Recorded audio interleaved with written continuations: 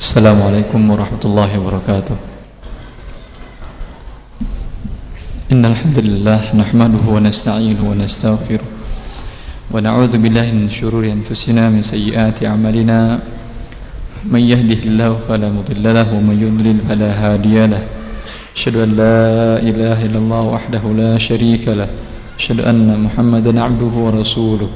Arsalahu baina yaday sa'ati basyiran wa nadhira. وداعيا إلى الله بإذنه وسراجا منيرا صلوات ربي عليه وعلى آله وصحبه وسلم تسليما كثيرا وبعد. Kaum muslimin, kaum muslimat, jemaah Masjid Jami Al-Barakah, kemudian para pendengar Radio Roja dan para pemirsa Roja TV yang dimuliakan oleh Allah Subhanahu wa taala. Telah kita bahas sebelumnya awal dari unsur yang kedua yang menyebabkan sebuah muamalat menjadi muamalat yang tidak dibolehkan dan hasilnya menjadi hal haram, yaitu gharar. Telah kita katakan sebelumnya bahwa gharar adalah apa itu gharar? Majhulul aqibah. Majhul, tidak jelas, tidak diketahui. Al-aqibah, akhir daripada akad tersebut. Akadnya tidak jelas dari awal. Ya. Dinamakan dengan gharar. Apa beda gharar dengan qimar?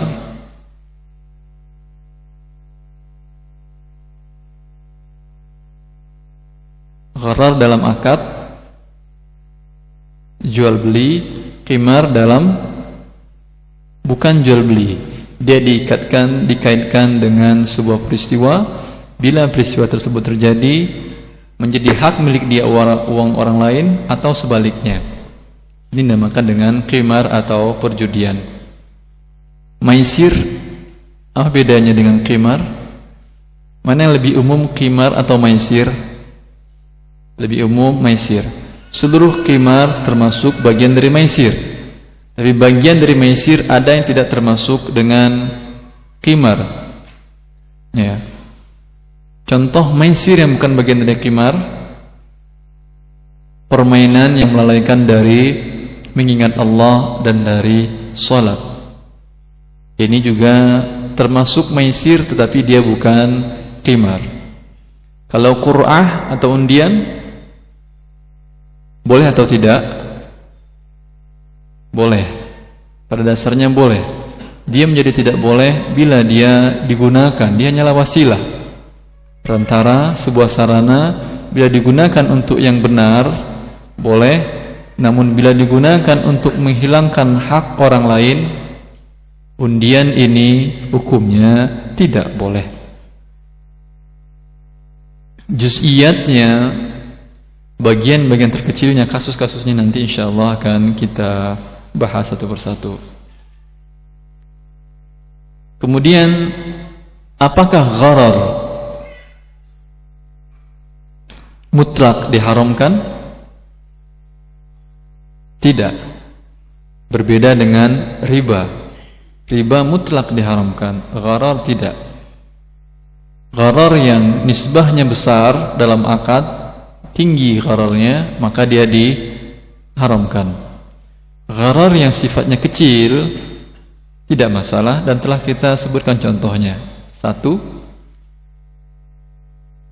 apa contoh pertama? Jual beli mobil yang kita tidak tahu isi onderdil mesinnya, kita tidak tahu spare part bagiannya, tidak tahu kita kan, satu persatu. Maka ini ghararnya sedikit dan hukumnya dibolehkan. Kapan lagi gharar dibolehkan? Bila dia mengikut dalam sebuah akad dan bukan terpisah. Seperti dalam contoh jual beli janin. Bila janinnya yang masih dalam perut induknya dibeli, mengandung unsur gharar dan tidak boleh. Tapi kalau dibeli induknya yang bunting, boleh. Karena gharar di sini dia mengikut dan statusnya mengikut, boleh. Kapan lagi gharar dibolehkan? Dalam akad hadiah. Dalam akad jual beli gharar dilarang, tapi dalam akad tabarru' berderma atau hadiah atau sedekah, gharar dibolehkan. Setiap kita bersedekah atau memberikan hadiah, terkadang hadiah yang kita berikan tersebut tidak diketahui oleh orang yang menerima apa bentuknya. Ini kan gharar sebetulnya. Tetapi karena dia dalam akad hibah dan hadiah, maka gharar ini dibolehkan. Sekarang kita lanjutkan dengan hikmah pelarangan jual beli gharar. Hikmah bukan illat. Perlu diingat bahwa hikmah bukan illat. Tidak bisa kita katakan bahwa ini hikmah ini adalah illatnya. Hikmah adalah terkadang ada dia dalam hukum, terkadang tidak. Berbeda dengan illat. Kalau illat ada dia, ada hukum. Tidak ada illat, hukum tidak ada. Ya, untuk lebih contohnya seperti yang biasa, illat bolehnya qasar salat yang 4 adalah safar. Hikmahnya raf'ul masyaqqah, yaitu meringankan beban orang yang sedang safar, yang telah mendapatkan masyaqqah, keberatan, berat dalam safarnya beban, maka diringankan dengan cara salat yang 4 menjadi 2. Ini hikmah masyaqqah, ini raf'ul masyaqqah, sedangkan safar adalah illatnya. Tidak boleh mengqasar salat kecuali dalam safar. Bila tidak ada safar, tidak ada qasar. Ada safar baru ada qasar. Berbeda dengan hikmah. Hikmah terkadang tidak ada, hukumnya pun ada. Orang dalam keadaan safar, dia boleh mengqasar salat sekalipun dia tidak merasa berat perjalanannya. Perjalanan jauhnya sangat indah, sangat mengenakan dan menyenangkan. Apakah dengan demikian tidak boleh dia mengqasar? Tidak boleh dia membatalkan puasa? Tidak. Karena masyaqqah bukanlah illat, tetapi dia adalah hikmah. Maka hikmah tidak bisa kita kaitkan hukum dengan ini menurut pendapat yang terkuat dari para ulama kita, bahwa at-ta'lil bil hikmah, menetapkan hukum dengan hikmah, maka tidak dibolehkan. Hikmah terkadang kita ketahui, terkadang tidak. Terkadang kita ketahui, terkadang tidak. Berbeda dengan illat. Bila tidak kita ketahui, maka illat hukum tersebut adalah ta'abbudi, amalan tersebut. Hikmah pasti ada. Ya. Hikmah pasti ada karena Allah Subhanahu wa taala Hakim, Maha bijaksana, sehingga apapun yang disyariatkan oleh Allah pasti di sana ada maslahatnya bagi manusia. Hikmah dilarangnya kita melakukan jual beli gharar tadi. Apa hikmahnya? Apa tujuannya? Maksud dari syariat melarang kita jual beli seperti ini. Tidak cukup saja keredoan di antara penjual dan pembeli untuk sahnya jual beli mereka, tapi keberadaan gharar akan menafikan sahnya jual beli tersebut. Pertama, bahwasanya jual beli yang mengandung unsur gharar itu merupakan bagian dari memakan harta orang lain dengan cara yang batil.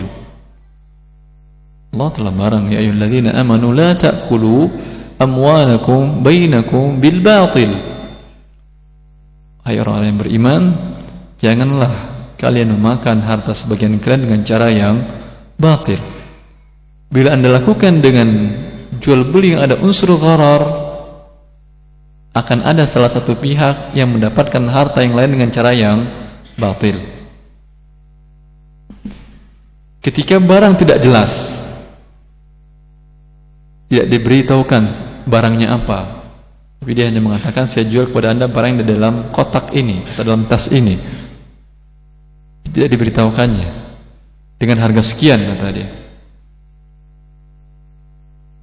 Andai barang ini dijual dia dengan harga 100.000, ternyata harganya cuma 50.000. Ya 50.000 lagi kan tidak ada imbalan. Yang 50.000 pertama ada imbalan barangnya, tapi 50.000 lagi tidak ada imbalan. Maka ini termasuk memakan harta orang dengan cara yang batil, dan Allah telah melarangnya.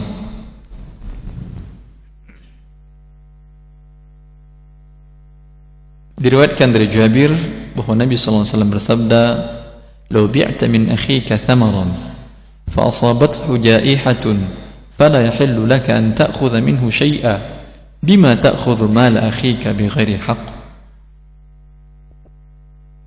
Kata Rasulullah, andai engkau jual buah korma di pohon sebelum cukup matang, qabla buduwis shalah, menjual buah-buahan di pohon yang muda, tidak satu pun baru ada yang matang, tidak satu pun. Berbeda bila ada satu, dua atau tiga yang matang, cukup satu pohonnya boleh dijual. Tapi satu pun tidak ada kelihatan, diperiksa tidak ada. Ya. Maka jual beli seperti ini tidak dibolehkan bila disyaratkan dibiarkan di pohon. Tapi kalau bisyartil qata', dengan syarat boleh dibeli tapi dipanen di saat itu juga, tidak dibiarkan sampai matang di pohon, maka para ulama sepakat mengatakan hukumnya boleh. Karena siapa tahu pedagang ini menginginkan yang tidak matang memang, karena kebutuhan dia adalah yang tidak matang atau untuk dijualkan memang yang muda, maka hukumnya boleh. Dilarang adalah dijual belikan sebelum matang dengan syarat dibiarkan sampai matang, nanti baru dipanen oleh si pembeli. Dengan demikian, ini mengandung unsur gharar. Dari mana sisi ghararnya? Sisi ghararnya dari dua sisi. Si penjual dia jual buahnya yang belum matang itu, dan biasanya buah yang belum matang rentan terkena hama. Kemudian bila dijualnya di waktu itu, dia akan selamat dari hama. Adapun si pembeli, unsur ghararnya tidak jelasnya, ini tidak jelas nantinya bisa jadi terkena, bisa jadi tidak. Dan dia jual dengan harga yang, dia beli dengan harga yang murah. Kedua belah pihak ada unsur spekulasi di sana, ada unsur gharar di sana, bagi penjual maupun bagi pembeli. Ya. Maka ketika tidak jelas di awal, karena mereka mensyaratkan agar buah ini biarkan di pohon, kalau dipanen di saat itu tidak ada unsur ghararnya lagi, dan harganya pun jelas, harga muda. Tapi sekarang tidak, dijual di waktu muda, tapi yang diinginkan ada ketika matang, tapi harganya harga muda. Bagi satu pihak di sana ada unsur gharar. Bila terjadi gagal panen, ini yang pernah terjadi di masa Rasulullah SAW, maka Rasulullah mengatakan, ya, bima ta'khudhu mala akhika bighairi haqq. Ketika dijualnya buah di pohon tadi yang belum matang, dan terimanya uang pembelian penjualan dari buah tersebut, kemudian ternyata buah itu terserang hama, terkena hama, dan habis seluruhnya, maka uang ini ada imbalan nggak bagi para pembeli? Bagi pembeli ada imbalan atau tidak? Dia tidak mendapatkan apa-apa, karena buahnya ternyata terkena hama, tidak bisa dipanen sama sekali. Maka dia mendapatkan uang saudaranya tanpa ada imbalan. Kemudian jual beli gharar menimbulkan permusuhan sesama muslim. Dan ini dijelaskan oleh Allah Subhanahu wa taala dalam surah Al-Maidah ayat 91. Innama yuridu syaitanu an yuqi'a bainakumul adawata wal baghdha'a fil khamri wal maisir. Bahwasanya syaitan menginginkan kalian saling bermusuhan dan saling berbenci-benci dalam maisir tersebut, dan gharar bagian dari maisir.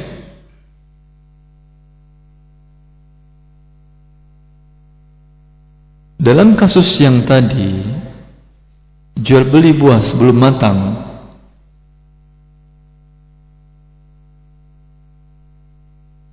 andai telah dibayar seperti yang tadi, maka pembeli tidak mendapatkan imbalan apa-apa kan? Kira-kira apa yang ada dalam hati pembeli kepada penjual? Kebencian dan permusuhan. Andai sebaliknya, uang masih dipegang oleh pembeli, belum diserahkan kepada penjual, kemudian akad jual beli sudah dilakukan, dan ternyata buah terserang hama, maka apa yang ada dalam hati si penjual kepada pembeli? Kebencian kepada pembeli, karena kata dia tadi dalam akad sudah, dengan akad harusnya sudah dibayar dia, ternyata ditundanya dia. Dan sekarang gagal panen, habis sudah usahanya dan tidak mendapatkan apa-apa, padahal tadi dia sudah mau beli. Tentu pembeli juga tidak mau menyerahkan uang kalau panen gagal.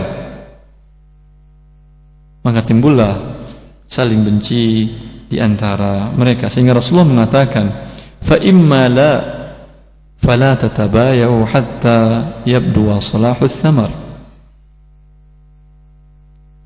Jika tidak demikian, artinya jika tidak bisa kalian menghindari permusuhan ini, dan ini disebabkan oleh gharar dalam jual beli buah sebelum matang, maka jangan lakukan, kata Rasulullah SAW.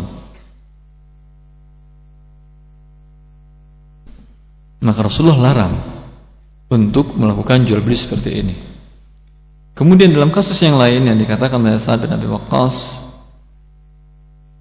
bahwa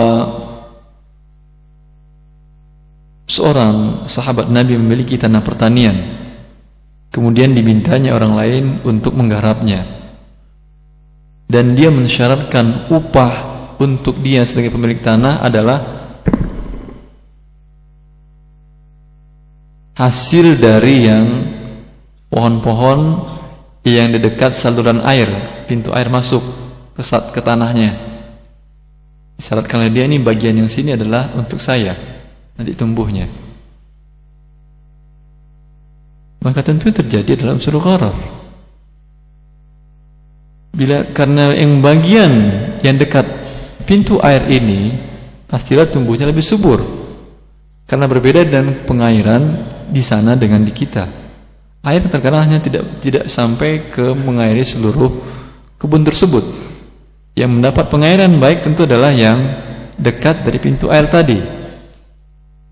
Bila ini yang terjadi, di sini ada unsur gharar, saling ribut, saling bermusuhan antara mereka, antara pemilik tanah dengan penggarap.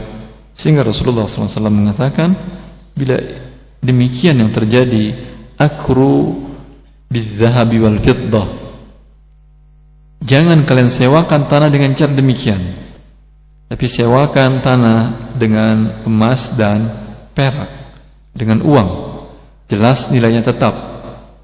Tapi dengan cara demikian, di sana ada unsur gharar, karena bisa jadi terairi semuanya, maka hasilnya baik, sama.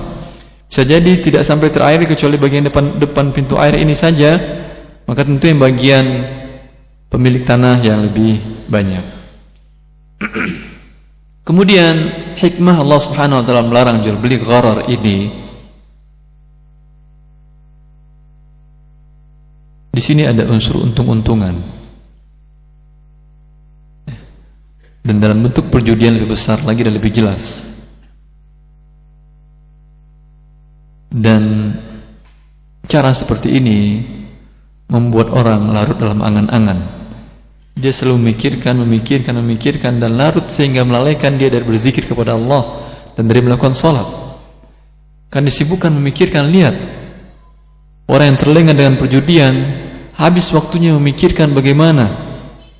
Kadang hal yang tidak masuk akal mereka lakukan, suatu tanda-tanda yang tidak ada hubungan dengan itu mereka cocok-cocokkan untuk mendapatkan hasil perjudian tadi. Habis waktunya.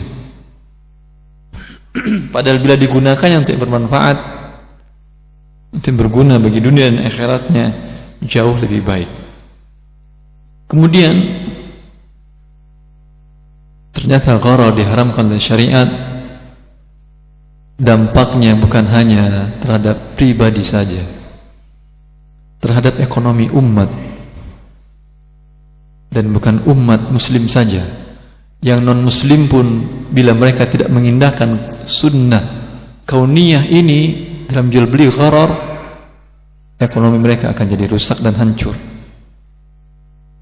Ini yang dikatakan oleh Dr. Rafiq Ibn Al-Masri, seorang peneliti senior di Islamic Development Bank atau Al-Bankul Islami Lit-Tanmiyah yang berpusat di Jeddah. Dalam bukunya Al-Azmah Al-Maliyah Al-Alamiyah, krisis ekonomi global yang terjadi beberapa tahun yang lalu, yang melanda seluruh dunia, bermula dari krisis ekonomi Amerika. Dalam analisa beliau, dalam faktor-faktor menyebabkan krisis itu yang terjadi, kata beliau, di antaranya faktor yang paling besar selain riba adalah gharar dan qimar di bursa yang mereka lakukan. Ia berkata, judi diharamkan oleh semua agama, tetapi sistem ekonomi kapitalis melegalkannya dalam bentuk lotre, perlombaan, judi di bursa dan lainnya. Beliau menyamakan antara lotre dengan transaksi di bursa. Berbeda persaksian ini bila datang dari kita atau datang dari seorang pakar. Karena beliau pakar ekonomi Islam, salah seorang pakar ekonomi Islam yang mengerti tentang hal ini. Jika saja, kata beliau, para pendukung sistem kapitalis berusaha menciptakan teori-teori untuk melegalkan riba, akan tetapi untuk melegalkan judi, mereka sama sekali tidak menciptakan teori pendukung. Nanti dalam bab riba akan kita jelaskan bagaimana ekonom-ekonom non-muslim tersebut berusaha melegalkan riba dengan menggunakan teori-teori mereka. Tapi untuk melegalkan perjudian tidak ada satupun teori yang mereka buat. Dianggap suatu hal yang mubah, suatu hal yang boleh. Beliau melanjutkan, judi begitu marak sehingga orang-orang menyebut bursa dengan kasino klub perjudian. Bursa tidak ubahnya dengan perjudian kasino. Bahkan sistem ekonomi kapitalis tersebut disebut juga dengan kapitalis kasino dan judi. Hampir seluruh transaksi di bursa berdasarkan spekulasi harga. Spekulasi sangat berperan menciptakan kenaikan harga sebuah saham jauh melampaui harga sesungguhnya, atau menjatuhkan harga saham jauh di bawah nilai sebenarnya. Begitu juga hampir seluruh transaksi di bursa tidak bertujuan untuk serah terima fisik barang. Tidak ada qabad, tidak ada serah terima. Tujuannya bukan serah terima barang dalam transaksi di bursa itu.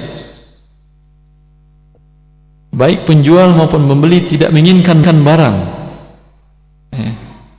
tapi tujuan mereka adalah pertaruhan laba melalui transaksi forward dan future.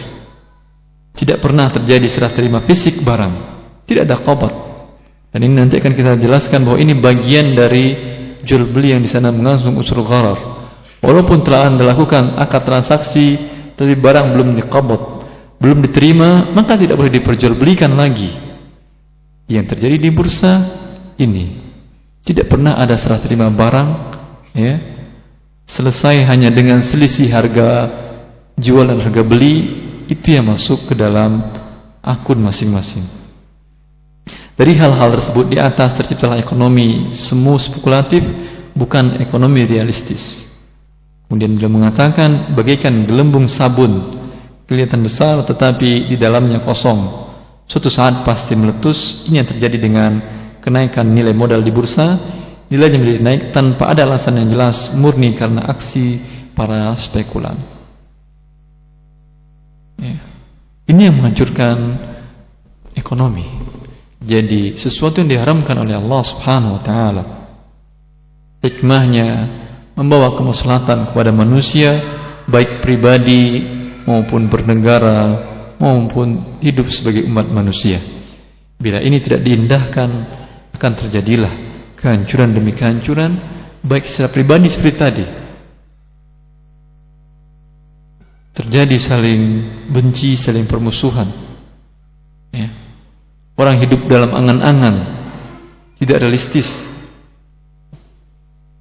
dalam hidup berumat sebagai manusia, seperti yang tadi terjadi di krisis ekonomi global. Bentuk-bentuk gharar dijelaskan bahwa gharar kita katakan rukun dalam jual beli apa saja. Ada akad, kemudian ada objek akad, ya. Kemudian ada orangnya. Kalau orangnya unsur ghararnya sedikit sekali, hampir bisa tidak ada. Yang biasa adalah gharar dalam akad, gharar dalam objek akad atau maqud alai, atau gharar dalam waktu juga. Terkadang ada unsur gharar juga dalam waktu bila jual belinya tidak tunai. Pertama, gharar dalam akad. Bentuk gharar dalam akad adalah diantaranya bai'ataini fi bai'ah, dua jual beli dalam satu jual beli. Seperti contoh, ini saya jual tunai harganya 100.000, tidak tunai selama sebulan 110.000. Lalu pembeli mengatakan saya beli, dan tidak dia jelaskan yang mana yang diinginkan dia. Gharar, tidak jelas akadnya. Inilah Rasulullah SAW. Atau seorang pemilik rumah kontrakan mengatakan, ini rumah kontrakan saya sewakan, kalau Anda bayar seluruhnya tunai di depan untuk selama 1 tahun, sebulannya sekitar 1 juta. Kalau Anda bayar per bulan, maka sebulannya 1.100.000. Lalu yang kontrak mengatakan, ya udah, saya setuju. Yang mana nih setujuinya? Di sini ada unsur gharar, karena ada dua harga yang ditentukan oleh si pemilik kontrakan. Ini tidak boleh. Begitu juga yang nanti akan kita jelaskan pada jual beli kredit, tidak boleh disebutkan dalam akad transaksi jual beli tidak tunai tentang diskon atau pemotongan harga yang diberikan bila waktu pembayarannya lebih dahulu sebelum waktu angsurannya. Bila disyaratkannya dalam akad transaksi jual beli tidak tunai ini, dia mengatakan harganya 100.000, harga barang ini 100.000 kalau tunai. Anda mau tunai atau tidak? Saya tidak tunai. Kalau tidak tunai 110.000 1 bulan. Tapi kalau Anda bayar sebelumnya, setiap 10 harinya maju, dapat potongan 10.000. Lalu dia mengatakan, iya, saya beli. Harganya tidak jelas. Kalau dia mengatakan saya jual tidak tunai selama 1 bulan 110.000, tidak masalah, jelas. Dan dia mengatakan saya beli, jelas. Satu, tidak ada gharar di sini. Tapi ketika dia mengatakan seperti ini, jadi tidak jelas. Karena ketika itu dia tidak menentukan apakah yang diinginkan oleh dia, tunai ataukah 10 hari harganya berbeda kan? Ataukah 20 hari harganya berbeda? Ataukah 30 hari 1 bulan yang harganya tadi 110. Ya. Maka ini bentuk gharar dalam akad. Bisa jadi gharar dalam ma'qud alaih. Barang yang dilakukan transaksi akad atas barang tersebut tidak jelas. Seperti Mesti dijelaskan, saya jual barang yang ada di dalam bungkusan ini. Bungkusannya di luarnya tidak ada penjelasan sifat-sifat barang, nama barang, tidak ada. Dan dari luar pun tidak kelihatan. Ya, tidak kelihatan sama sekali. Kalau beras dalam karung masih kelihatan kan, sepertinya itu beras. Ya, ini tidak kelihatan sama sekali. Lalu dia katakan, saya jual ini dalam karung ini, harganya sekian, 100.000. Maka ini jual belinya mengandung unsur gharar jelas. Dijelaskannya barangnya, tapi sifat barangnya tidak jelas. Nama barangnya dijelaskan, jenis barangnya. Saya jual kepada Anda dalam karung ini beras, tapi sifatnya tidak dijelaskan. Sifat yang mempengaruhi harga kan. Jenisnya apa, jenis berasnya? Karena berbagai jenis beras, harganya lain, jenisnya lain harganya kan. Maka ini juga mengandung unsur gharar bila tidak dijelaskan sifatnya. Atau ukurannya tidak dijelaskannya. Ya, dia mengatakan, saya jual kepada Anda sebidang tanah saya. Baik, bidangnya itu berapa luasnya? Enggak tahu, yang penting bidang. Bidang itu bisa jadi 100 meter persegi, bisa jadi 10.000, bisa jadi 10 meter. Kan bidang juga namanya kan. Maka ini ukurannya tidak jelas. Masuk juga bagian gharar dalam objek akad maqud alai, menjual barang yang bukan milik dia. Dia menjual barang yang bukan miliknya. Masuk dalam unsur gharar. Anda ingin menjual hewan kurban, tapi Anda tidak ada hubungan dengan pemilik hewan kurban, tidak agen dari dia, dan juga Anda tidak diwakilkan oleh orang yang datang akan bayar kepada Anda. Anda mengatakan kepada dia, jika orang datang, Pak, saya mau hewan kurban. Iya. Kambing atau sapi? Kalau kambing berapa? Kambing segini harganya, 1.200.000 sekian atau berapa? Domba ada Pak? Domba ada, sekian harganya. Iya. Lalu dibayar dia uangnya, sedangkan dia tidak memiliki kambing dan domba tersebut. Nanti setelah ada uang baru dibelinya. Apalagi kalau seorang tadi mengatakan, yaudah saya wakilkan kepada Anda untuk sekalian disembelih, dibagikan dan segala macam. Yaudah saya terima, seperti umpamanya panitia ya, panitia. Bila panitia ini bukan agen dari pemilik hewan, juga tidak diwakilkan oleh orang yang akan berkurban kepada dia, atas dasar apa dia menjual? Dia tidak memiliki hewan tersebut. Ini termasuk jual beli yang mengandung unsur gharar. Jual beli yang mengandung unsur gharar, barang yang belum dimiliki, berakibat kepada batalnya atau fasid akadnya. Akad yang fasid atau yang batil kita katakan apa? Perpindahan barang ke tangan yang lain dianggap rampasan. Ini berbahaya kepada orang yang akan berkurban. Bila kita merampas kambing orang, lalu kita kurbankan, sah kurbannya atau tidak? Karena bila syariat mengatakan fasid, dijelaskan oleh para ulama, maksud fasid atau fasad atau butlanul akad, la tatarattab alaihi al-athar intiqalul mulkiyah. Hak kepemilikan tidak berpindah, dianggap keberadaannya di tangan yang lain sebagai rampas. Bukan mencuri. Kalau mencuri dengan sembunyi-sembunyi, ini tidak, dia tahu ya. Maka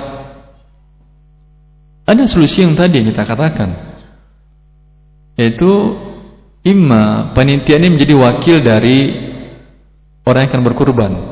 Ketika orang akan berkurban mengatakan, Pak, saya mau beli kambing yang berkurban. Kami tidak punya kambing. Kami hanya membantu Anda untuk menyalurkan atau untuk mewujudkan niat baik Anda. Iya, kalau kambing berapa? Ya, asumsi kami harganya sekian, tapi kami bukan menjual kepada Anda. Asumsi kami sekian, kami jadi wakil dari Anda. Kalau ternyata harganya naik, Anda akan tambah. Kalau ternyata harganya kurang, gimana? Kalau harga kambingnya mahal, Anda akan tambah. Kalau ternyata harga kambingnya di bawah dari yang saya asumsikan ini, uang Anda akan kami kembalikan. Kemudian karena dia sebagai wakil, setelah pada waktunya diberikan kambing. Kata orang, kami nggak mau kambing Pak, tolong sekalian disembelihkan dan dibagi-bagikan. Ini kan Anda ada kerja tambahan kan, berhak minta ujroh atau fee atau upah. Minta upah tambahan dari dia. Ya. Ini dari wakil, atau kalau tidak agen dari pemilik hewan sendiri. Datangi tukang hewan, pemilik hewan, katakan kami bagian dari panitia ini akan mengadakan kurban di masjid kami. Siapkah Anda kami jualkan hewan Anda? Silahkan. Silahkan jualkan. Dari saya harganya sekian, terserah mau Anda jual berapa. Halal keuntungannya dan jual belinya halal dengan jemaah. Atau pemilik hewan mengatakan jual sekian, buat Anda fee-nya sekian, 10% atau 20%. Buat panitia ini halal. Sekalipun Anda sudah dapat untung ini kan baru jual beli kan. Boleh lagi Anda mendapatkan meminta fee atau ujroh atau biaya untuk penyembelihan dan distribusi serta pengulitan dan lain-lain. Dan insya Allah orang yang berkurban ini siap, karena kalau tidak ada Anda yang membantu, dia akan mengerjakan sendiri seluruhnya. Mulai dari cari hewan, berapa biaya yang cari hewan, kemana tempatnya, belum lagi dia pikir persyaratannya, belum tentu dia mengetahui. Repot kan, dia harus belajar dulu, tanya dulu. Ketemu dia hewannya, bawanya ke rumah, repot kan ngasih makan segala macam selama 2 hari. Ingin disembelih, belum tentu punya pisaunya dia. Walhasil repot. Setelah disembelih, tentu tidak mungkin dibiarkan, akan dikulitin dan segala macam, bagi-bagian, repot dia. Maka saya kira siap dia bila kita sampaikan dengan cara seperti demikian. Dan kiaskanlah terhadap jual beli yang lainnya yang tidak menjadi milik si penjual.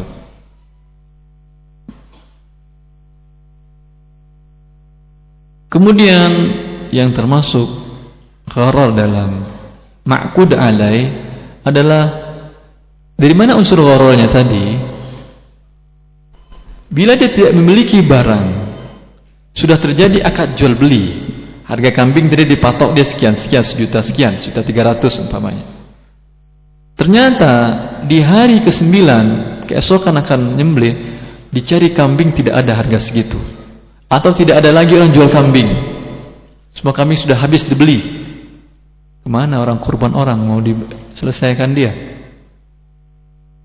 Tapi kalau ada barangnya sama dia, atau jadi agen orang, atau wakil dari dia. Kalau wakil dari si orang berkurban tadi, setelah cari, maaf Pak, kami sudah mencari-cari, nggak bisa, memang hak Anda. Tapi bila sudah jual beli, tidak ada hak Anda lagi untuk mengatakan kami tidak dapat, karena sudah ada akad jual beli di awal. Maka di sini terjadi unsur permusuhan, saling benci antara penjual dan pembeli. Pembeli mengatakan gara-gara dia saya nggak jadi kurban tahun ini. Ya. Belum lagi kalau ternyata si penjual adalah rugi. Walhasil di sini ada unsur gharar yang jelas. Kemudian bila barang telah dibeli dengan akad tapi belum diterima, maka belum boleh dijual belikan.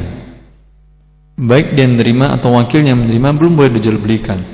Bila dijual belikannya sebelum diterimanya barang yang dibeli tadi, termasuk juga jual beli gharar.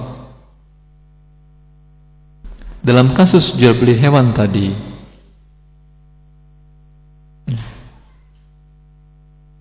ketika orang jemaah yang ingin berkurban tadi ingin beli, masih di depan dia, saya mau beli kambing Pak, kurban. Oh ya udah, saya hubungi dulu pemilik kambingnya, karena saya belum boleh jual, saya belum miliki dan saya bukan agen dari, wakil dari Anda. Karena kalau wakil dari dia kan nggak dapat untung kan, nggak dapat untung dalam akad jual belinya. Dia ingin untung juga panitia, maka hak dia mendapatkan untung. Bila halal, haknya dia dan halal. Lalu dia katakan, tunggu dulu, saya beli dulu. Dihubunginya, diteleponnya pemilik hewan. Ada kambing itu Pak? Oh ada, ya udah. Ini sekarang uang saya transfer Pak. Oh ya udah. Lalu Anda bilangnya sekarang kita akad jual beli.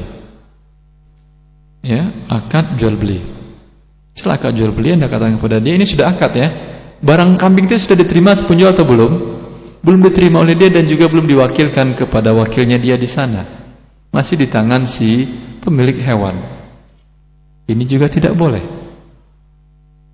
Terima dulu oleh dia atau terima dulu oleh wakilnya, setelah itu baru boleh dibuat akad. Karena di sini ada unsur gharar antara si penjual kambing ini dengan pemilik kambing yang sebenarnya, dan dengan pembeli dari dia juga. Sekarang kita suruhkan dia, yaudah silakan ke sana ambil kambing Anda di si fulan. Di sana ada kambing Anda. Ternyata dalam perjalanan kambing mati. Maka si penjual yang menjual kambing kepada pembeli ini akan mengatakan apa? Saya belum terima, Anda yang nanggung. Katanya tidak, kan sudah Anda beli. Tidak, saya belum terima. Ribut. Terjadi permusuhan sama mereka. Mereka ribut, yang pembeli kambing kepada ini udah bingung dia. Ini kambing saya yang mana? Belum maaf, kami masih ada urusan. Iya kan? Maka Rasulullah SAW bilang kepada Hakim bin Hizam, "Idza ishtaraita minha bai'an fala tabi'hu hatta taqbidahu." Bila engkau membeli suatu barang, tidak boleh dijual sebelum engkau terima barangnya, baru setelah itu dijual. Kemudian yang termasuk juga unsur gharar adalah barang tidak dapat diserah terimakan. Anda punya barang di luar negeri, dijual di sini, padahal belum tentu barang itu bisa masuk ke Indonesia. Ya, maka ini mengandung unsur gharar, tidak mungkin belum dapat diserahkan. Ya. Ini saja yang dapat kita sampaikan uraian pada pertemuan ini. Insyaallah setelah salat kita lanjutkan dengan tanya jawab. Assalamualaikum warahmatullahi wabarakatuh.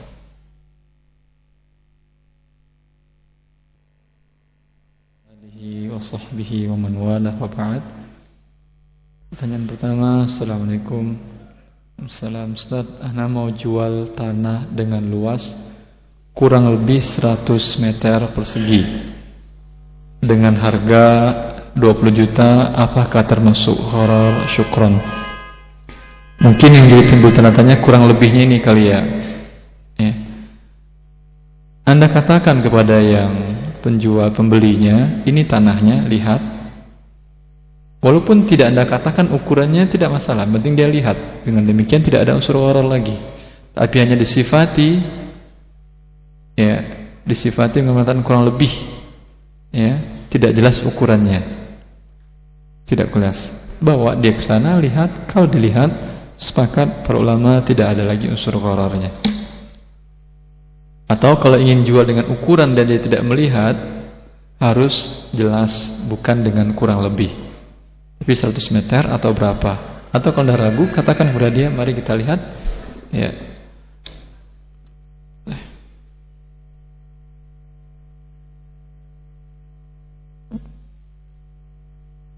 Pertanyaan selanjutnya, jika ada seseorang yang ingin beli buku lewat seseorang dengan cara titip uang, namun yang menitipkan uang ini tidak tahu bukunya apa, nah, terus anda beli apa ini?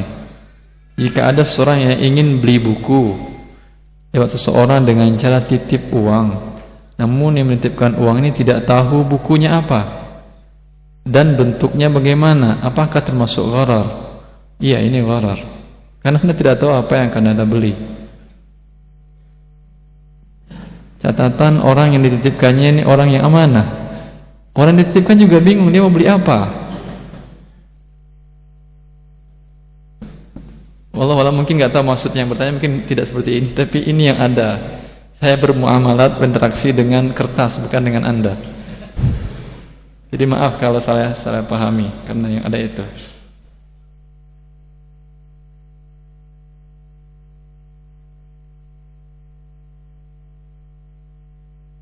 Jika menjual buah di pohon pada usia muda dengan harga buah muda, itu dibolehkan syariat? Lalu apa yang dimaksud dengan jual beli ijon? Nggak tahu saya ijon itu apa. Itu istilah Anda ijon, yaitu akad yang dilarang menjual buah di pohon dalam kondisi masih muda. Islam tidak melarang. Tidak ada kata-kata ijon dalam hadis. Ada kata-kata dalam hadis. Yang ada dalam hadis qabla wudu'i shalah, sebelum dia matang. Dan itu dikatakan oleh para ulama dengan syarat membiarkan, bukan bisyartil qata'. Kalau syaratkan panen saat itu juga tidak masalah. Karena ada umpamanya memang dia ingin mangga muda atau nangka muda. Boleh apa tidak jual beli nangka muda? Boleh, tidak ada masalah. Bila diinginkan mangga muda seperti ini, qata' tidak masalah. Walaupun Anda bilang ini ijon, silahkan, tapi ini dibolehkan. Tapi kalau dimaksudnya adalah dibiarkan di pohon, dibeli dengan pada waktu muda, ini yang tidak boleh. Apakah ini ijon juga, saya juga tidak tahu. Tapi yang penting yang dilarang ini, yang dibolehkan ini. Masalah nama mustalah itu bisa dibikin terserah Anda.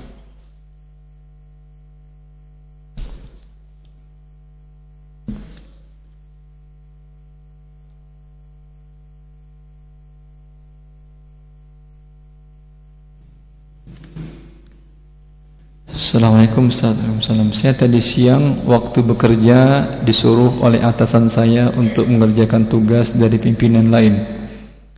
Setelah selesai bekerja, pimpinan tersebut memberi uang dan kopi, dan ia berkata, ini untuk membeli minuman untuk teman-teman yang diambil dari uang pribadi saya. Uang pribadi yang mengerjakan tadi. Pertanyaannya, apakah ini suap? Ini yang menyuruh dia pimpinan kan, masih di perusahaan dia maksudnya kan, teman bukan divisinya dia, begitu kali. Berhak nggak divisi lain menyuruh? Kalau memang ada haknya untuk menyuruh, kemudian diberi dia, ini tidak suap namanya. Tapi bila tidak berhak, ia namanya suap. Ya, kalau dia berhak menyuruh tidak suap.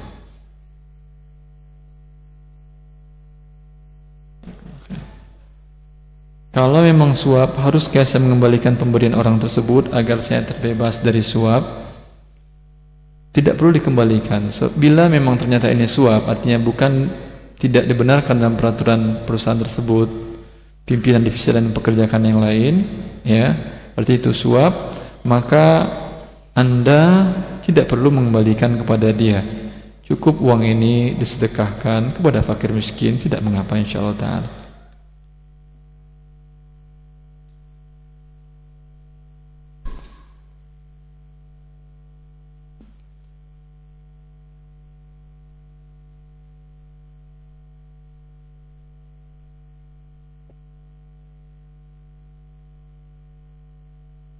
Ustaz, apakah termasuk gharar dan merampas hak pembeli ketika kita menjual parabola dengan sengaja menghilangkan beberapa saluran TV yang kita anggap tidak bermanfaat tanpa memberitahu pembeli? Alasannya khawatir saluran TV tersebut nantinya ditonton. Jazakallahu khair.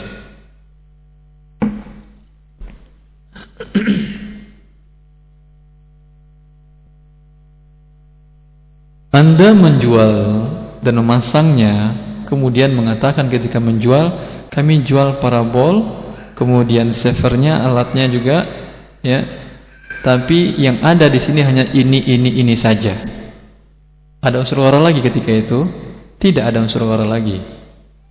Tapi bila dikatakan kami menjual parabol saluran TV, kemudian tidak dijelaskan satu persatu TV saja apa saja yang bisa diambil dari saluran tersebut, maka ini ada mengandung unsur gharar. Jelaskan, dengan demikian hilang unsur ghararnya. Wallahu ta'ala a'lam.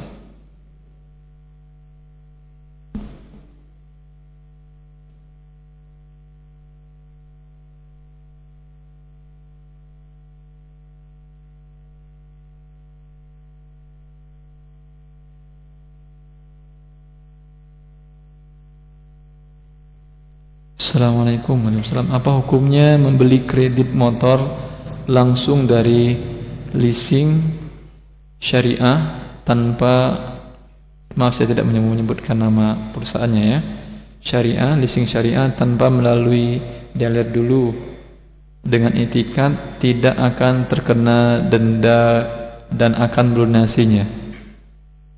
Anda beli bukan dari dealer tapi dari leasing syariah ini, setelah dibeli dia dulu kan. Ini kalau jualnya belinya boleh, tapi ada persyaratan denda, ada kan, karena dia mengatakan saya beretikat tidak akan terkena denda, berarti ada persyaratan denda. Persyaratan denda adalah persyaratan riba. Jika Anda menyetujuinya, Anda sudah menyetujui riba, ya, maka tidak boleh melakukan jual beli ini. Sekalipun Anda berniat akan melunasi, karena persyaratannya riba. Anda menyetujui persyaratan riba, menyetujui sesuatu yang diharamkan oleh Allah Subhanahu wa taala.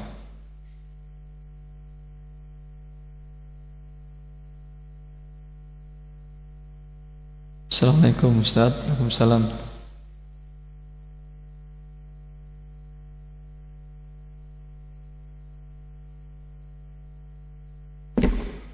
Saya memiliki tanah di sebuah pedesaan. Tanah tersebut dipakai oleh masyarakat desa untuk menanam padi. Dan ketika panen, saya dikasih hasil padi tersebut. Boleh atau tidak saya menerimanya hasil padi tersebut? Ini dia ambil dengan izin kesepakatan kontrak atau ambil saja?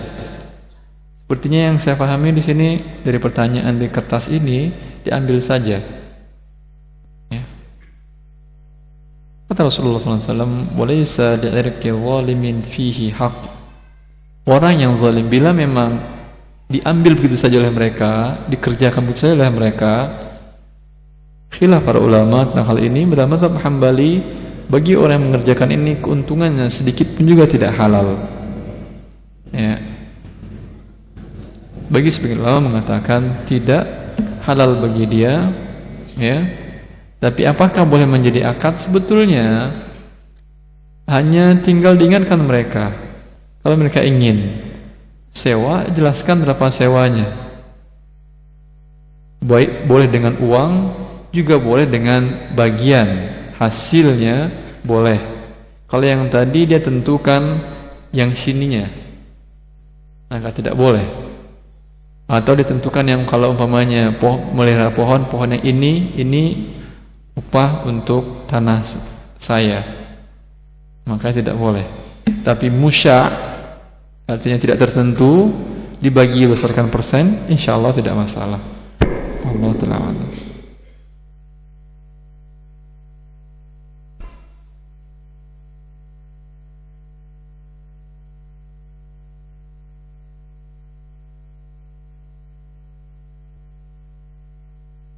Assalamualaikum warahmatullahi wabarakatuh. Waalaikumsalam. Pertanyaannya, perusahaan tempat saya bekerja mengadakan suatu program dinamakan Kaizen, yang artinya perbaikan atau perubahan, yang dimaksudkan untuk kemajuan perusahaan yang dituangkan dalam sebuah tulisan berupa ide-ide atau gagasan. Kalau tulisan yang berupa ide-ide atau gagasan tersebut bagus menurut perusahaan, maka perusahaan akan memberikan reward berupa uang yang bervariasi nilai nominalnya dan juga perbaikan kenaikan gaji nantinya.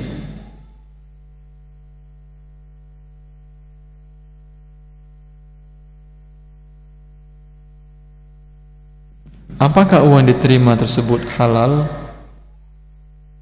Ini yang bikin Kaizen ini siapa? Pegawai maksudnya? Atau sayembara? Atau apa maksudnya ini? Ini tidak dijelaskan siapa yang mengerjakannya, hanya diberikan reward saja.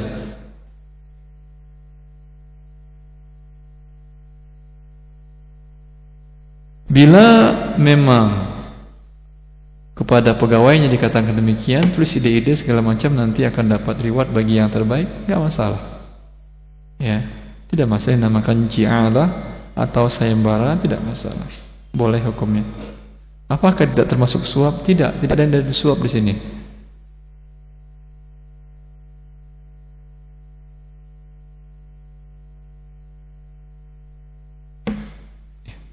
akad ji'alah adalah akad yang masyhur dan dibolehkan di dalam Islam.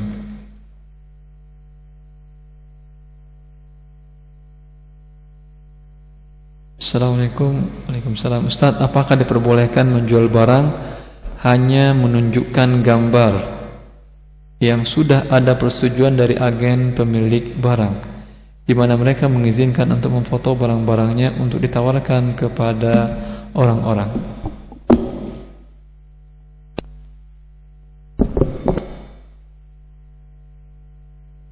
Hanya menunjukkan gambar, bukan contoh barang ya, tapi gambar yang tunjukkan. Bila dia sudah mendapat izin dari pemilik barang untuk menjualkan barangnya, ya, sebagai wakil, sebagai agen, maka dia bukan membeli barang, dia memang menjualkan barang orang, dia dapat fee dari situ. Itu dia dinamakan dengan wakalah. Bolehkah dengan hanya menunjukkan contoh gambar? Bila gambar ini mewakili sifat khusus semua yang diinginkan yang membedakan harga, cukup. Berarti ada foto dari samping, atas, bawah, kiri, kanan. Kalau ada bagian dalamnya pun yang membedakan harga dijelaskan juga dalam gambarnya. Tapi kalau satu saja tidak cukup. Ya. Penjelasan dengan gambar cukup seperti dengan penjelasan dengan kata-kata. Walaupun tidak ada gambarnya, tapi diuraikan dengan kata-kata gini bentuknya dan terbayang oleh orang itu, cukup. Menurut pendapat yang kuat di antara pendapat para ulama, sekalipun mazhab Syafi'i mengatakan tidak cukup, dinamakan bi'il ghaib, ada sifat, tapi jumhur ulama mengatakan boleh dan cukup. Ya, jadi tergantung jenis gambarnya. Bila gambarnya ini mewakili bentuk keseluruhan yang diinginkan dan yang merubah harga, ya, maka boleh.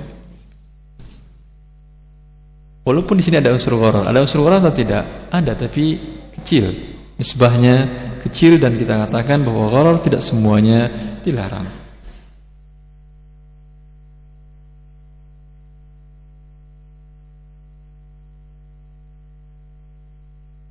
Ini pertanyaan dari pendengar Radio Roja dan pemirsa Roja TV.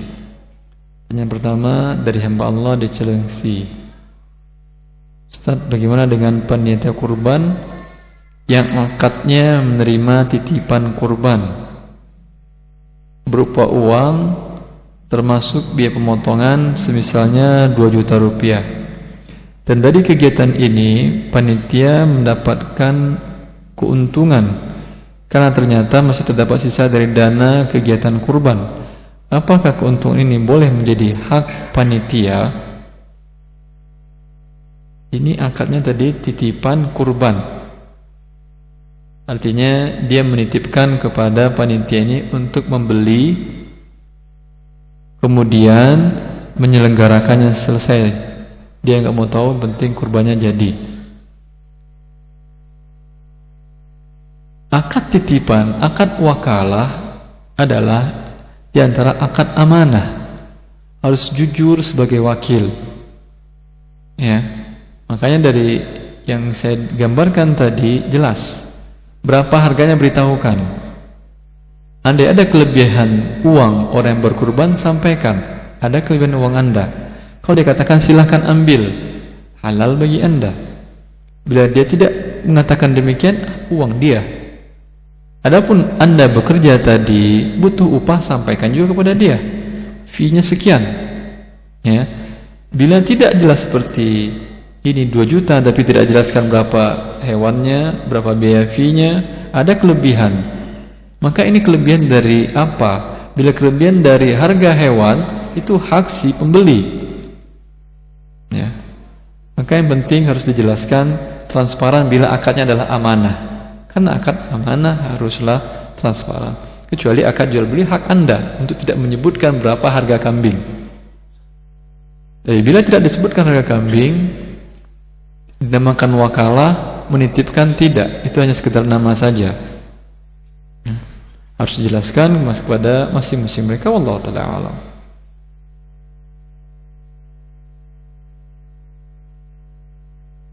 Assalamualaikum Ustaz. Waalaikumsalam. Anak Ummu Salsa di Jatim.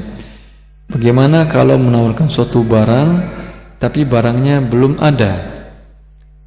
Baru kalau ada yang pesan baru dicarikan, tapi uang diterima setelah barangnya sudah ada. Atas penjelasannya jazakallahu khairan. Bila baru menawarkan tidak masalah, tapi belum akad, baru sekedar menawarkan, Anda tawarkan kepada seseorang, lalu dia bilang, yaudah saya pengen beli ini. Enggak, saya enggak berjual. Nanti dulu saya ambil dulu barangnya, baru ketika itu kita akad. Tapi kalau dia saya pengen ini, ya udah, boleh beli Anda. Ya, bila kondisinya demikian, ini uangnya, ini DP-nya, maka tidak boleh. Atau dia mengatakan saya beli, tapi uang juga tidak diberikan oleh dia, DP pun tidak, dan penjual juga mengatakan ya udah nggak masalah, dijual dia. Di sini tidak ada barang, tidak ada uang dalam majelis akad. Ini termasuk bi'ul kali bil kali, jual beli hutang dengan hutang yang dilarang oleh para ulama. Tapi kalau sekedar menawarkan ketika dia ingin beli, Anda katakan enggak, belum kami jual, nanti dulu. Kalau Anda ingin saya beli dulu barangnya, nanti baru dibikin akad, insya Allah tidak masalah. Ya. Dan ini seperti ini digambarkan dia, iya. Tapi uang diterima setelah barangnya. Uang diterima, selain uang diterima, akad yang penting. Akad.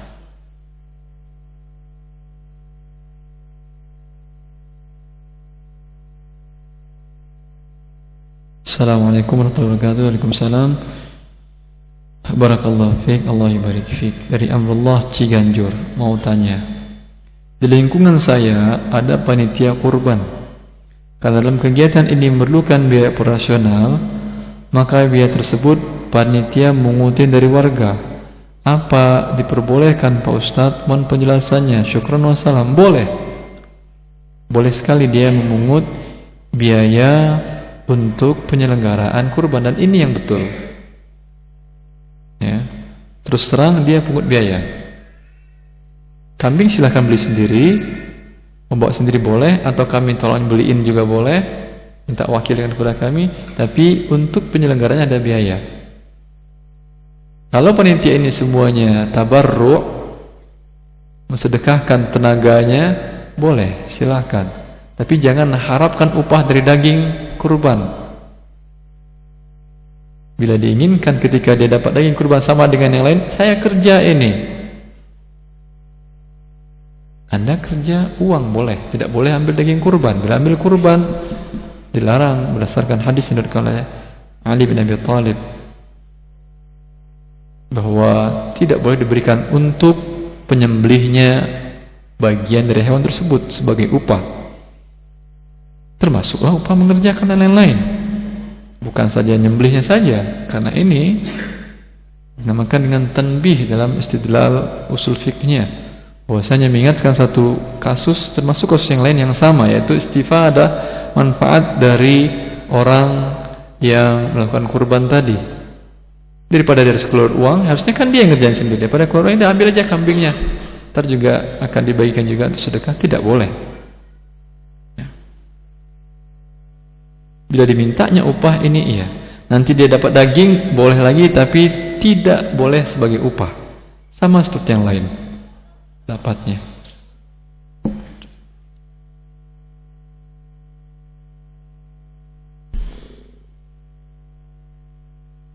Ustadz, di desa kami umumnya tanah sawah itu digadaikan dengan sejumlah uang. Si penggadai tetap mengerjakan sawah sebelum uangnya kembali. Si penggadai ini maksudnya siapa? Yang menerima gadai, yang menerima sawah maksudnya kali ya. Mengerjakan sawah sebelum uangnya kembali. Bagaimana hukumnya Ustaz? Jika si penggadai memberi harga sewa dengan harga di bawah harga umum, apakah ini juga termasuk gharar? Ridwan di Batang, Jateng. Ini bukan gharar tapi riba. Ini adalah riba. Bila orang yang memberikan pinjaman uang kemudian dia minta barang jaminan atau barang gadai, dia yang mengelola barang tersebut, mengolahnya, persyaratannya itu, maka ini qard jar naf'an riba. Kalaupun diberikan sewa, tapi sewanya di bawah harga biasa, dia ada manfaat selisih harga sewa biasa dengan sewa karena akad pinjam dia. Maka ini juga riba, dan riba kecil dan besarnya mutlak haram, berbeda dengan gharar. Kalau sama sekali tidak diberikan sewa tanahnya, ribanya besar, haram. Diberikan sewa tanah tapi di bawah dari sewa tanah yang biasa, ini juga riba, tapi kecil, tapi tetap juga riba dan berdosa besar. Wallahu ta'ala.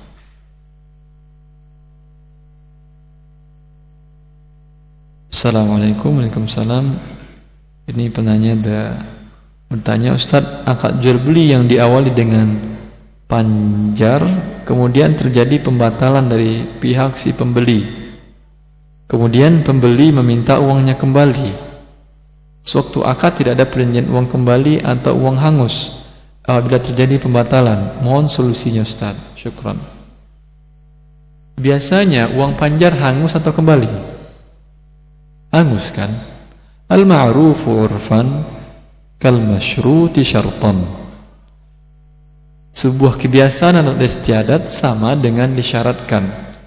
Walaupun tidak disyaratkan dalam akad tadi uang panjarnya kembali atau tidak, tapi sudah menjadi uruf, menjadi adat istiadat bahwa uang panjar tidak kembali, tidak kembali. Dan ini halal. Ya, walaupun ada unsur ghararnya. Ada unsur ghararnya atau tidak? Ada unsur ghararnya. Oleh karena itu mazhab Syafi'iyah tidak menghalalkan panjar atau uang muka. Ya, mazhab kita di sini apa? Indonesia Syafi'iyah. Tapi panjar halal. Ini aneh, dalam mazhab Syafi'i tidak dihalalkan. Termasuk unsur gharar, dan subhanallah mazhab Syafi'i dalam masalah gharar ketat. Jual beli tadi barang bisifah dengan dijelaskan sifatnya, ya. Dalam mazhab Syafi'i tidak dibolehkan, kata kita. Nanti pada babnya akan kita jelaskan nusus para ulama mazhab Syafi'i tidak membolehkan. Harus ada barangnya dilihat, tidak cukup dengan kata-kata penjelasannya, ya. Tapi yang terjadi di kita bukan mazhab Syafi'i yang dilakukan, ya. Dalam akad bil arbun ini, mazhab yang membolehkan mazhab Hambali, yang membolehkan panjar hilang berdasarkan asar dari Umar bin Khattab radhiyallahu taala an, yang salah seorang amil dia, salah seorang pejabat dia di Mekah membeli tanah, kemudian memanjar untuk penjara, dipanjar sebanyak 4.000 dirham. Dia mengatakan bila Umar setuju ini bagian dari harga, bila Umar tidak setuju tidak masalah, uang untuk anda. Dan memang hak pemilik barang untuk mendapatkan ini, karena selama ini hilang kesempatan dia kan. Apalagi ternyata antara pembatalan dengan panjaran itu jaraknya lama, merugikan bagi pihak pemilik barang. Wallahu a'lam.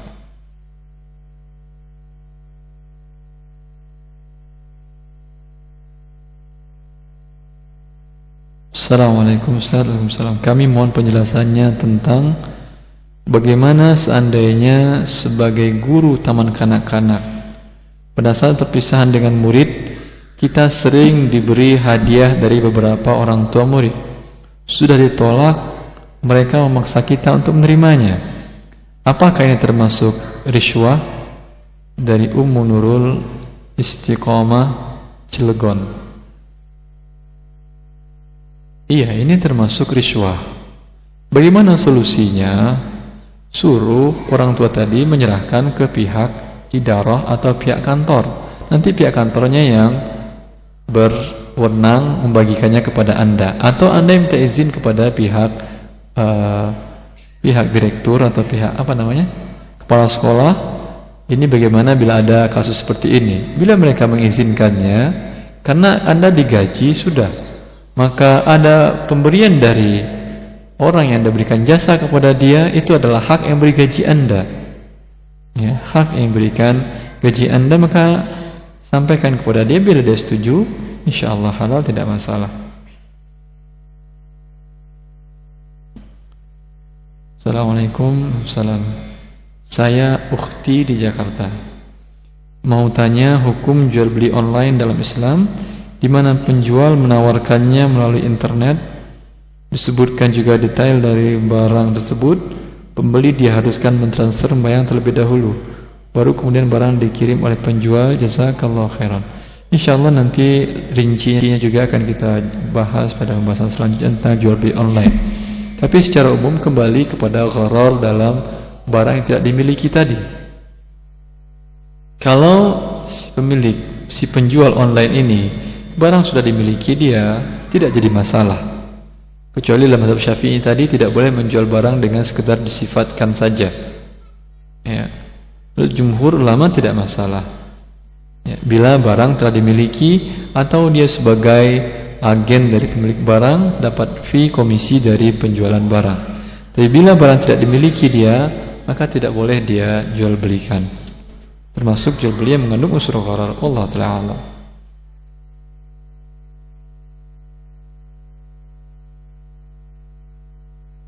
Assalamualaikum Ustaz. Waalaikumsalam.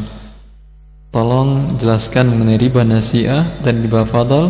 Berikan contohnya dalam kehidupan sehari-hari. Ini soal ujian ini ya. Berapa nilainya untuk saya kalau jawab? Nanti insyaallah rincinya akan kita jelaskan ya pada pembahasan riba. Ya. Tapi riba fadl, riba nasi'ah, riba ada dua, ada riba dain, ada riba al-bay'. Ada riba karena hutang atau riba jual beli. Riba jual beli ini ada dua bentuknya, ada yang nasi'ah, ada yang fadl. Yang nasi'ah komoditi, salah satu dari komoditi yang 6, yang satu ilatnya ditukar, kemudian di situ tidak tunai, dinamakan nasi'ah. Bila salah satu komoditi tadi satu jenis ditukar yang sama dan ditukar berlebih tidak sama, maka dia menjadi riba fadl. Contohnya sehari-hari insyaallah nantilah. Atau antum menanyakan contohnya, nanti saya tak jawab apakah riba fadl atau riba nasi'ah.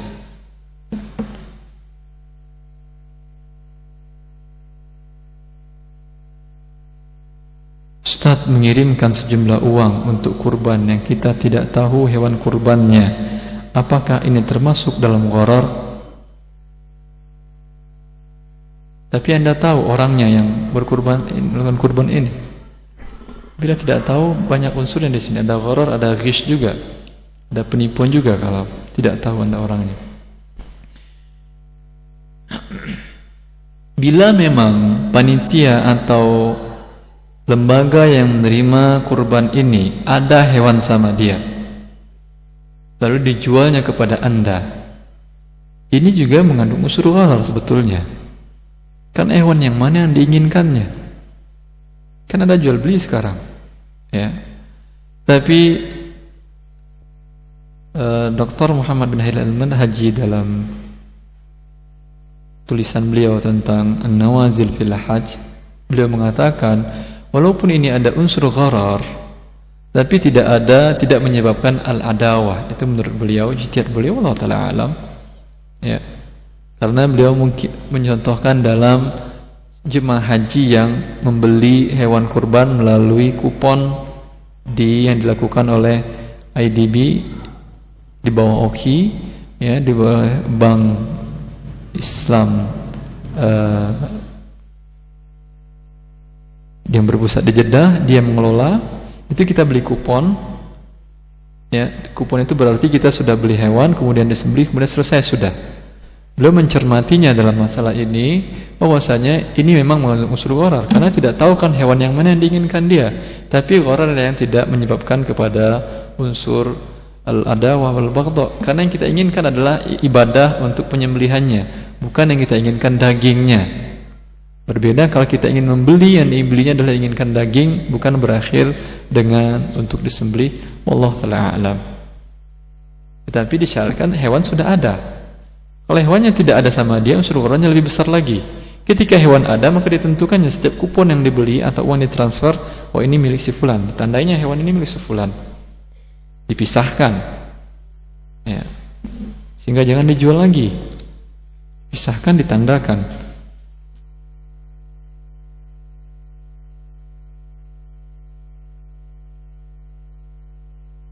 Bagaimanakah cara bertaubat dari dosa jual beli gharar bagi kami yang belum mengerti sebelumnya? Jual beli gharar, akad fasid ini khilaf para ulama. Dalam mazhab Syafi'i bisa diperbaiki dengan dihilangkan ghararnya. Ya, ketika sudah terjadi tadi jual beli gharar, tidak jelas kambingnya gimana. Ya, tetap akad jual beli ini dipertahankan, kemudian tinggal minta tahu, menanyakan, atau dia menjelaskan kembali sifat yang menyebabkan dia tidak terjadi unsur gharar di situ. Ini dalam mazhab Abu Hanifah. Mazhab jumhur ulama, akad fasid sama dengan batil. Mazhab Abu Hanifah tidak, dia membedakan antara yang fasid dengan yang batil. Yang batil memang harus diulang, tapi yang fasid menurut beliau, menurut mazhab Abu Hanifah, bisa dengan diperbaiki yang fasadnya ini menjadi sah dia. Berdasarkan jumhur para ulama tidak sah, ulang kembali akadnya. Ulang kembali akadnya gampang kan? Ya.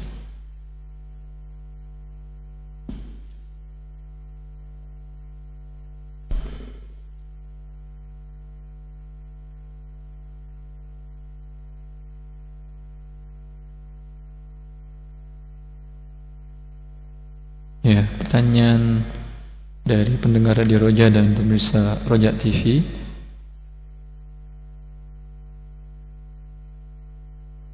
Assalamualaikum Ustaz. Waalaikumsalam. Saya Dedi dari Cirebon. Bagaimana hukumnya kalau jual beli dengan kredit? Apabila si pembeli dengan pembayaran cash, maka akan mendapat diskon sekian persen. Apabila dengan kredit, maka dikenakan harga asal dari perusahaan, tapi telah disetujui oleh penjual dan pembeli salah satu dari harga tersebut. Apakah ini juga masih mengandung unsur gharar? Dilarang dalam syariat Islam. Mohon pembahasannya karena sangat penting. Syukran.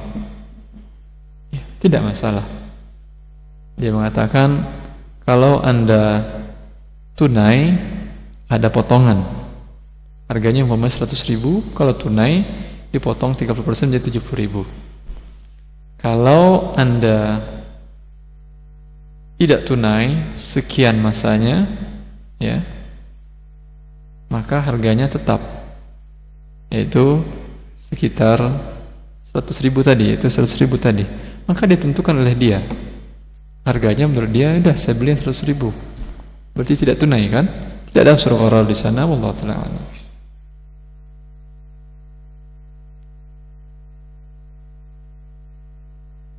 Assalamualaikum Ustaz. Waalaikumsalam. Bagaimana hukumnya mengambil uang dari hasil salat jenazah? Ini ada profesi baru nih. Al-Jufri dari Sulawesi Tengah. Apakah tidak ada lagi orang yang mensolatkan tanpa diupah? Saya kira kalau untuk solat masih ya, tapi kalau untuk memandikan, menguburkan, ya, kaidah para ulama bahwa sesuatu yang hukumnya fardu kifayah, ini mereka dalam furuk membedakan antara fardu kifayah dengan fardu ain. Fardu ain tidak boleh mengambil upah, tapi fardu kifayah dibolehkan mengambil upah. Tapi kalau untuk sholat jenazah, fardu kifayah atau fardu ain? Fardu kifayah.